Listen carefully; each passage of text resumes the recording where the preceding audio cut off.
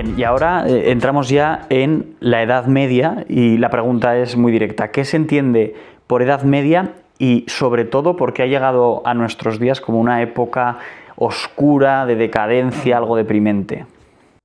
Pues la Edad Media es una época histórica con unos límites muy conocidos. Va entre la caída del Imperio Romano en el siglo V y el descubrimiento de la imprenta, o si quieres, puestos a caer, la caída de Constantinopla a mediados del siglo XVI, perdón, a mediados del siglo XV, o si quieres también el descubrimiento de América. Todos son hitos del siglo XV. Por lo tanto, del siglo V al siglo XV. Es una época de 10 siglos, por lo tanto es muy generosa.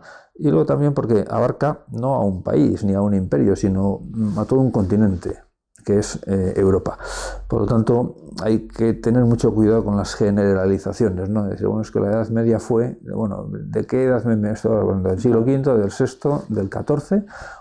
De Rusia, de España, pues son muy diferentes, no tiene nada que ver la Edad Media rusa a la Edad Media de una ciudad como Génova o como Florencia o como Burgos, ¿eh? Son mundos muy diversos. Tú aludías a por qué tiene esa fama de ser una época oscura, y yo te diría más, no solo oscura, sino muy violenta, muy fanática. Entonces, en parte porque la mala fama le viene de sus herederos.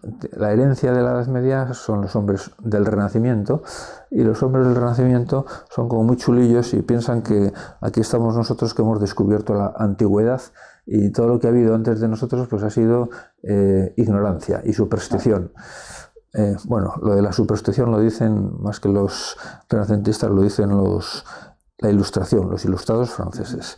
Entonces, sí, entonces entre cierto renacimiento y cierta ilustración, que piensan que nosotros somos los racionales, los listos, los cultos, los humanistas, pues entre eso se ha labrado una fama que es injusta, porque al fin y al cabo no existiría Renacimiento sin Edad Media. El Renacimiento es hijo de la Edad Media.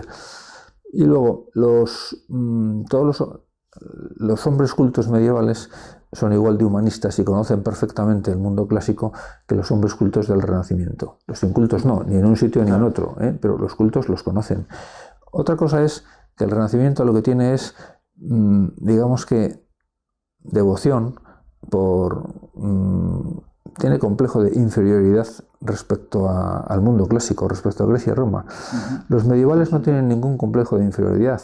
Es más, de tener algo tienen complejo de superioridad, porque piensan que Cristo supera muchísimo cualquier nivel de Grecia y de Roma. O sea, el cristianismo ha superado. En cambio, el renacentista no. Luego, hay que decir que cuando tú hablas de oscuridad pues, y de violencia, la violencia es real, pero los medievales, más que violentos, son valientes. Y han estado durante 5 siglos, del siglo V al X, luchando, guerreando, pero no porque fueran imperialistas y vamos a conquistar el mundo, no, sino estamos sobreviviendo, porque estamos en peligro de muerte, porque estamos atenazados por el sur, por el Islam, por el este, por los magiares, el noreste, los eslavos, los bárbaros que vienen de las estepas asiáticas, por el norte, por los vikingos. Sí, totalmente encajonados. Es una situación absolutamente insostenible. Además, para 4 reinos que había, que eran muy poquita cosa. El reino visigótico era nada. El reino ostrogodo de Italia, pues también muy poca cosa. Los francos eran un poco más, pero bueno, frente a toda esa tenaza que tienes, pues estamos en peligro de... Entonces, misteriosamente Europa sobrevive. Digo misteriosamente porque es un milagro de supervivencia histórica. Tendríamos que haber sido destruidos antes o después, pero sobrevivimos, entre otras cosas por España. Porque España es un muro de contención de 8 siglos a toda la presión del Islam, ¿no? Pero el Islam barrió, desde que nació en Arabia, barrió de la península arábiga, barrió el norte de África y tenía que haber barrido España, pero milagrosamente no. Algo pasó ahí que sirvió de dique.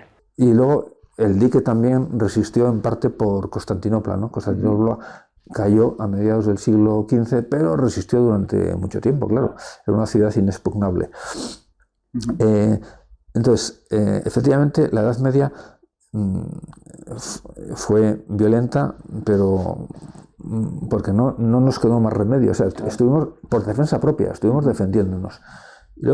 Porque luego, cuando la situación cambia y cuando digamos que ya levantamos cabeza y a los normandos, entre otras cosas, a los vikingos les hemos dado establecido en Normandía y ya pasan a ser de los nuestros, porque ya son franceses, y cuando la situación se calma, ahí es cuando nace la universidad, sacan la cabeza los monasterios, se crean las grandes escuelas catedralicias, se crean las escuelas monacales, nace la universidad. Entonces, es otra cosa. A todo esto, en medio de... Bueno, y nace el gran estilo artístico del gótico, claro. Ya había nacido el románico, ¿verdad? Pero entonces hay que tener mucho cuidado con lo que se dice, con las generalizaciones injustas sobre la Edad Media.